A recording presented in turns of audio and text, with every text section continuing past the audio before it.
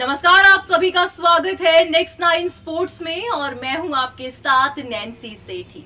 आज का वो दिन है यानी कि 15 अप्रैल का वो दिन जहां पर वर्ल्ड कप टीम की अनाउंसमेंट होनी है और ऐसे में सवाल हर किसी के जहन में काफी ज्यादा है कि कौन इस टीम में आएगा और कौन इस टीम से आउट हो जाएगा। हमारे साथ स्टूडियो में मौजूद है श्रुति। आज उस मुद्दे पर वो बात करेंगे कि किस तरह से जब 3 बजे अनाउंसमेंट होगी तो कौन होगा और कौन नहीं होगा। मगर उससे पहले मैं एक चीज आपको बता दूं कि जहां पर 3 बजे इंडियन टीम की अनाउंसमेंट होगी उससे पहले ही ऑस्ट्रेलिया टीम की अनाउंसमेंट हो चुकी है, जहां पर यह देखा जा रहा है कि सीनियर प्लेयर्स को मौका दिया गया, जैसे कि वहां पर स्टीव स्मिथ भी पहुंचे और वहां पर उन्हें मौका दिया गया है डेविड वार्नर को। ऐसे में अब सवाल उठता है कि क्या युवराज सिंह को मौका इंडियन टीम में दिया जाएगा। श्रुति, क्या लगता है? बिल्कुल Nancy, thank you so much. यहाँ पर देखिए नैन्सी, एक बात समझनी पड़ेगी। स्टीव स्मिथ और वार्नर को ऑस्ट्रेलिया ने मौका दिया है। पिछले 1 साल से उन्होंने भी कुछ गेम नहीं खेला था क्योंकि उनको बॉल टैम्परिंग के उसमें बैन कर दिया गया था। तो लेकिन उसके बाद जब डेविड वार्नर वापस आए हैं, जब उन्होंने आईपीएल खेलना स्टार्ट किया है, तो वो अपनी लय पकड़ लिए हैं। ये चीज़ बहुत मैटर करती है कि आप खिलाड़ी हो, आप 1 साल बाद आए हो और ये बहुत डिफिकल्ट होता है कि आप 1 साल बाद किसी गेम में वापस आ रहे हो और आप अपना लय इतनी जल्दी पकड़ लो। तो कहीं ना कहीं इस चीज को देखते हुए भी हो सकता है कि ऑस्ट्रेलियन टीम ने जो है स्टीव स्मिथ और वार्नर को एक बार फिर से लिया हो। और साथ ही साथ इन दोनों का जो एक्सपीरियंस है, जो ऑस्ट्रेलियन टीम के साथ इनका एक्सपीरियंस है, वो बहुत ज्यादा है। तो ऐसे में अपने एक्सपीरियंस प्लेयर्स को बैक करना, मुझे लगता है ये बहुत अच्छा कदम उठाया है ऑस्ट्रेलियन सेलेक्टर्स ने। और उन्होंने कहीं ना कहीं ये भी बताया है कि देखिए एक्सपीरियंस मैटर करता है। अब अगर हम बात करें इंडियन सेलेक्टर्स के बारे में, तो देखिए यहाँ पर थोड़ा सा समझना पड़ेगा कि हमारे साथ दिक्कत ये है कि हम जिन एक्सपीरियंस खिलाड़ियों की बात कर रहे हैं, उन्होंने पिछले एक नहीं कुछ सालों से, मतलब 2-3 सालों से ऐसा आउटस्टैंडिंग या फिर अस्टॉनिशिंग जो है कोई परफॉर्मेंस नहीं दिया है। तो ये चीज़ समझनी पड़ेगी कि अगर हम मान रहे हैं कि चलो ठीक है युवराज सिंह आ जाते हैं, तो युवराज सिंह को हम किस बेसिस पे लेके आ रहे हैं? क्या उनके पुराने रिकॉर्ड्स के बेसिस पे सिर्फ हम उनको टीम में लेके आ रहे हैं, या फिर हम इसलिए लेके आ रहे हैं क्योंकि हमें लग रहा है कि वो परफॉर्म कर सकते हैं, या फिर हम इसलिए लेके आ रहे हैं कि बस हमें कोई एक बंदा चाहिए नंबर 4 पर, तो हम इसलिए लेके आ रहे हैं। मगर अगर उनकी परफॉर्मेंस की बात की जाए, जैसा कि साफ बोला ही श्रुति ने कि इतनी खास उनकी रही नहीं। अगर आईपीएल की ही बात करें तो आईपीएल में मुंबई इंडियंस ने उन्हें चांस तो दिया, मगर जिस तरह से उनसे उम्मीद की जा रही थी कि वो मैदान पर उतरेंगे श्रुति, और जैसे उन्होंने 6 बॉलों पे 6 छक्के, हर किसी की जुबान पे यही है कि जब वो मैदान पर आएंगे तो दोबारा से ये होगा, मगर ऐसा कुछ भी नहीं देखा गया। देखिए 6 छक्के तो आप एक्सपेक्ट नहीं कर सकते हो कि युवराज सिंह अब हर ओवर में आए और 6 छक्के मार दें। ये तो थोड़ा सा हाइपोथेटिकल बात हो जाएगी। लेकिन मुझे लगता है कि यहाँ पर युवराज सिंह को मौके देने चाहिए थे। हमारे जो बीसीसीआई के सेलेक्टर्स हैं, अगर वो दूसरे मैचेस में युवराज सिंह को मौके दे रहे होते, वो कुछ इंटरनेशनल सीरीजेस खेल रहे होते, तो हो सकता था कि वो यहाँ पर आकर एक अच्छा काम कर जाते।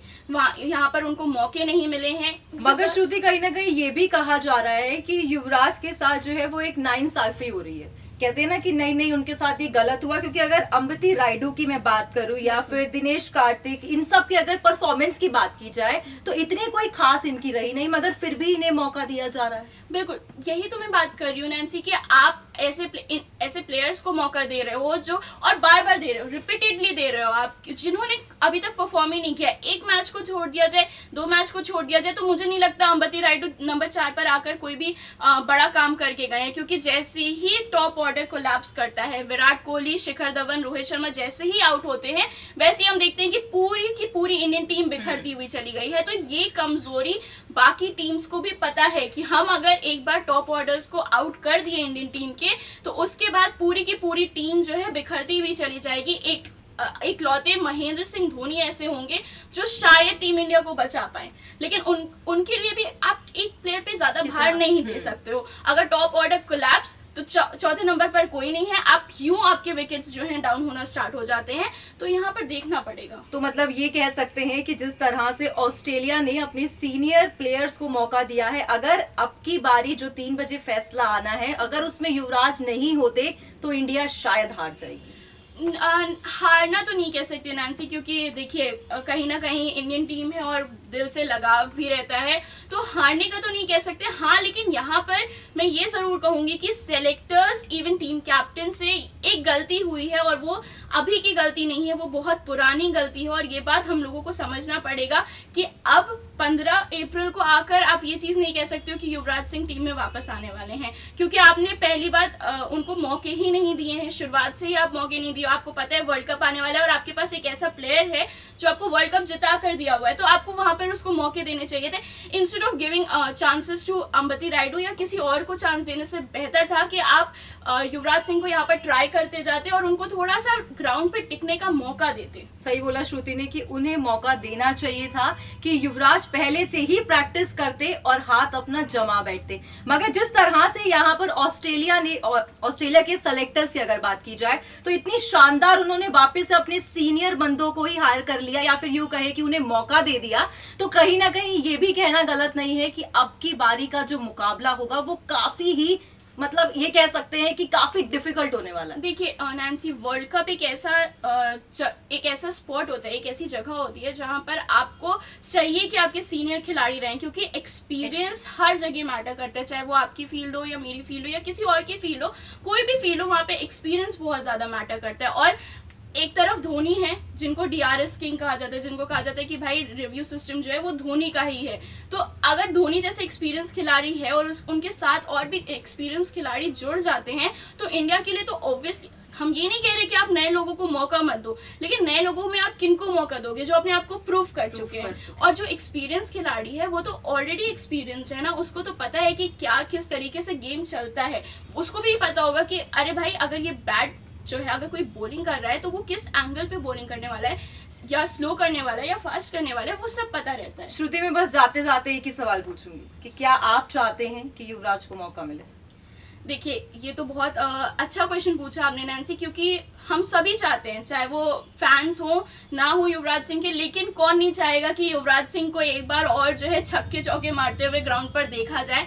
तो मेरी क्या बात कर रहे हैं आप, फैंस के कमेंट्स आते रहते हैं कि हम चाहते हैं कि युवराज सिंह एक बार फिर से ग्राउंड पर वापस आए और वो उसी लय में वापस आए जहाँ पे वो चौके और छक्के जड़ते थे। सही बोला श्रुति ने, श्रुति भी चाहती है कि भाई युवराज को मौका दिया जाए। खैर देखना ही होगा कि जब 3 बजे अनाउंसमेंट होगी कि क्या बाई चांस युवराज को मौका दिया गया, या फिर जिस तरह से हम लगातार आपको बता रहे हैं कि मौका नहीं दिया जाएगा, या जितनी भी खबरें सामने आ रही हैं कि युवराज को बाहर निकाल दिया गया है, क्या वो खबरें सच साबित होंगी? आप क्या चाहते हैं प्लीज कमेंट सेक्शन पर मैसेज करके जरूर बताएं। श्रुति, थैंक यू इस प्रोग्राम में आने के लिए और अपनी खास राय जनता के सामने बताने के लिए। आज के इस प्रोग्राम में बस इतना ही, पर हाँ, आप चैनल को सब्सक्राइब करना ना भूलें।